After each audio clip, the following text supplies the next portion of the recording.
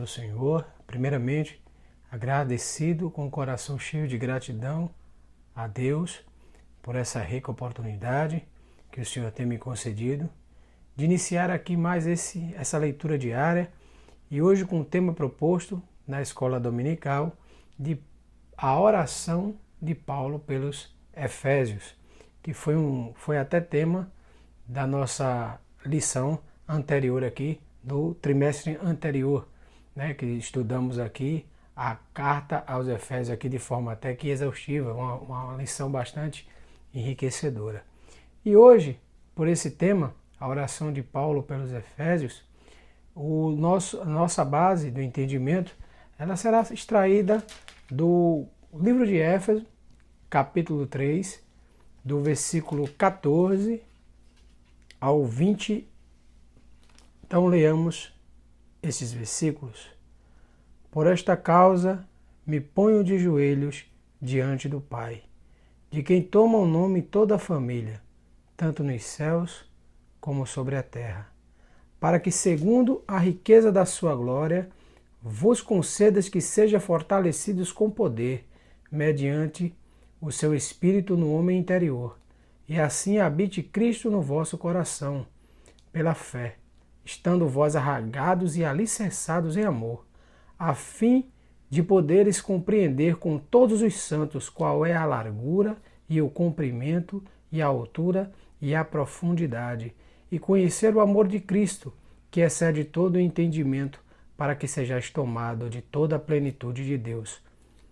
Ora, aquele que é poderoso para fazer infinitamente mais do que tudo quanto pedimos ou pensamos, conforme o seu poder que opera em nós, a ele seja a glória na Igreja em Cristo Jesus, por todas as gerações, para todo o sempre. Amém. Glória seja dada ao nome do Senhor Jesus.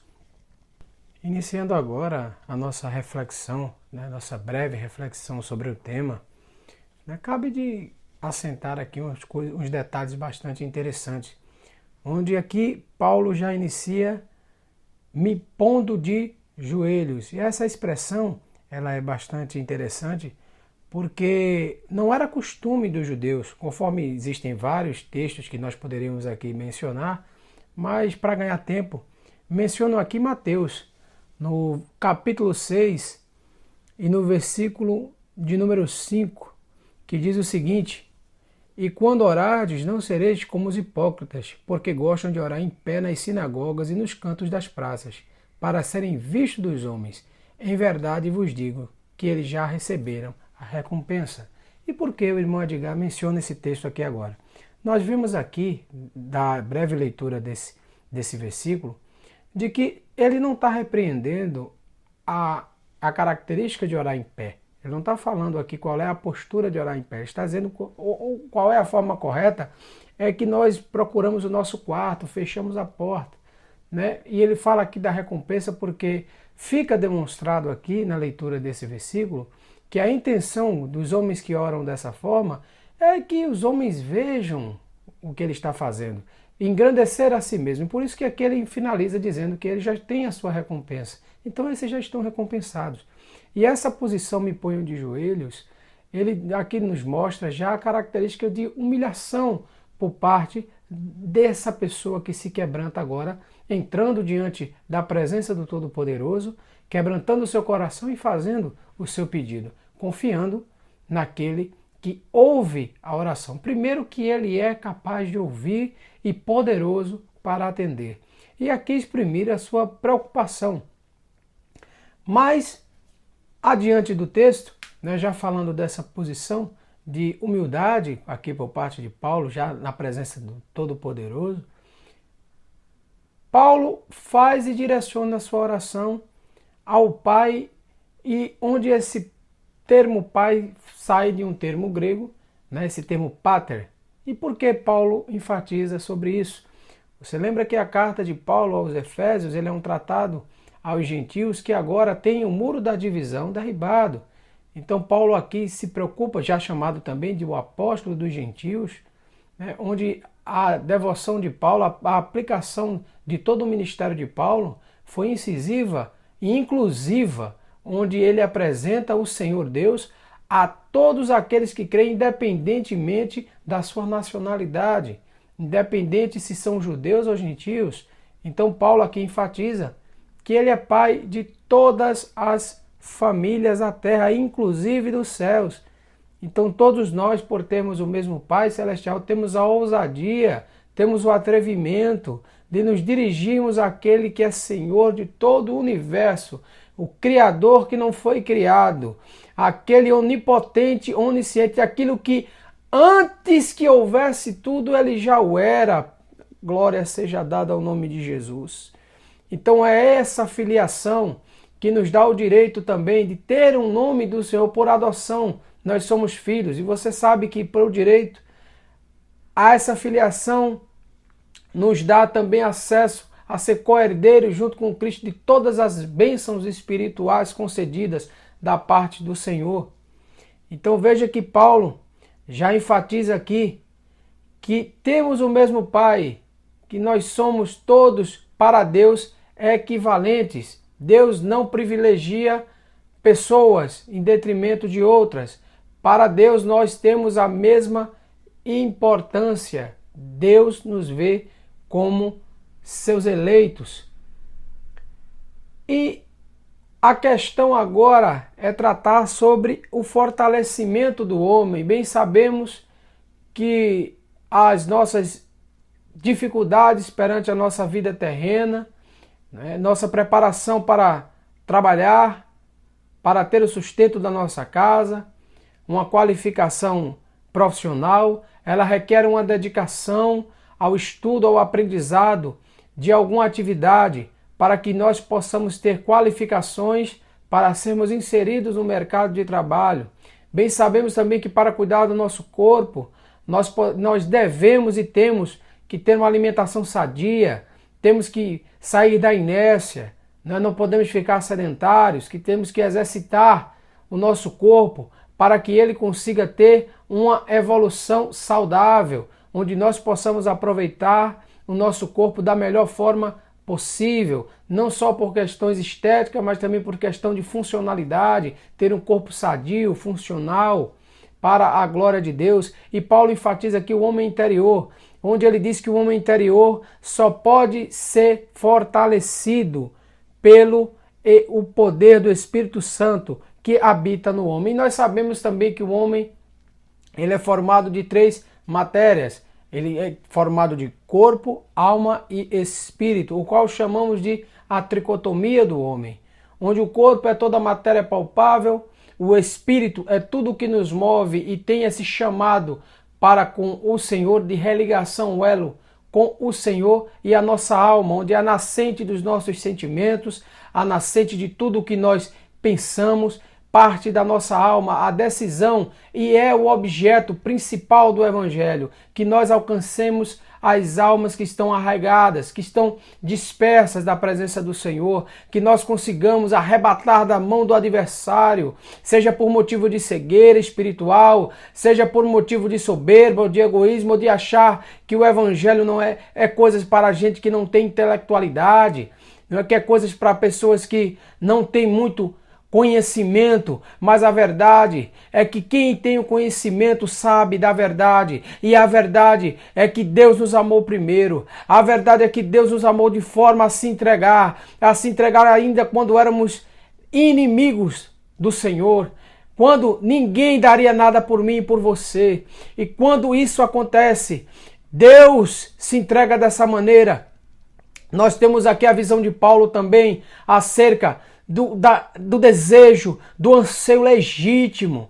Paulo aqui não fala palavras, ele fala do anseio do seu coração, onde ele sabe por experiência própria. E aqui eu quero te enfatizar, cada um de nós precisa, deve e merece ter uma profundidade de conhecimento com o Senhor. Eu não quero só que você ouça falar das minhas palavras, eu quero que Deus fale profundamente ao seu coração. Eu quero lhe dar com o Senhor uma intimidade para você ter ousadia, para você ter atrevimento, e você não ter a vergonha do Evangelho, você saber que você é eleito de Deus, que a sua salvação está garantida para a glória de Deus, para que todos possam ver que na tua casa, que na sua perseverança que você se dedica a conhecer do Senhor, a testificar do Senhor e ser uma bênção para que outras pessoas possam ver sobre a fá, outras pessoas possam enxergar na sua vida que existe um Todo-Poderoso, que se eles sabem que se não fosse Ele na sua vida, você não seria essa bênção que está aí para a glória de Deus. Então, meus amados, nesse momento onde Paulo, ele até faz aqui uma analogia, onde ele fala uma simbologia. Na lição passada nós vimos que aqui trata de como fôssemos árvores, e muitas vezes nós somos comparados a árvores, né? Árvores plantadas junto a ribeiros. E a Bíblia também tem essa figura muito recorrente. Então ele diz que o anseio dele, aqui exatamente no versículo 18, a fim de que poderes compreender com todos os santos qual é a largura, o comprimento, a altura e a profundidade, e conhecer o amor de Cristo que excede todo o entendimento, para que sejais tomado de toda a plenitude de Deus. Portanto, meu amado, ele faz essa comparação aqui acerca disso, acerca de nós conhecermos e podemos até fazer uma analogia aqui às dimensões do amor de Cristo, analisando aqui as extremidades da cruz. Você sabe que a cruz tem exatamente, ela tem um haste vertical e um haste horizontal, onde a largura da cruz, ela simboliza o alcance da salvação, o alcance da obra redentora do Senhor, que é para todos indistintamente. A salvação está oferecida a todos de forma indistinta. Deus não privilegia ninguém acerca da salvação. E o cumprimento, meu irmão, o cumprimento da cruz. O que é que o cumprimento da cruz pode simbolizar? Que abrange todos os tempos. Então, o sacrifício do Senhor feito na cruz do Calvário serviu tanto para aqueles que foram alcançados naquele tempo, os que foram passados e os que há de vir foram alcançados pela obra da redenção feita pelo nosso Senhor. E a altura dela, meu irmão, esse haste aí de altura que estendeu-se até o céu, porque o Filho, para trazer salvação a toda criatura, ele se desprendeu da sua glória, humilhou-se a si mesmo, tomando forma de servo, entregou-se a si mesmo e tendo ascendido o Senhor ao céu, o qual também ele nos levará por ocasião do arrebatamento. E a profundidade aqui se trata do sofrimento infinito que ele suportou para pagar uma dívida que era minha e que era sua. Portanto, aquele que é poderoso e que nós sabemos que pode fazer mais do que pensamos e imaginamos, opera com poder em nós e cada um de nós formando essa nova humanidade chamada Igreja. Encerrando aqui, eu não poderia deixar de falar acerca deste conhecimento do amor. E o amor deve ser conhecido, experimentado. Nós devemos experimentar o amor de Deus e será demonstrado esse amor quando eu demonstro comunhão com os meus irmãos. Quando eu efetivamente, você lembra que existe aqui uma indagação também, se nós dizemos que amamos a Deus que não vemos, como é que vamos ter força nessas palavras se nós não conseguimos amar os nossos irmãos a quem nós estamos vendo? Então, como é que nós podemos não amar quem vemos e amar quem não vemos? É essa incoerência que nós muitas vezes aqui, à luz da palavra de Deus, somos chamados a refletir.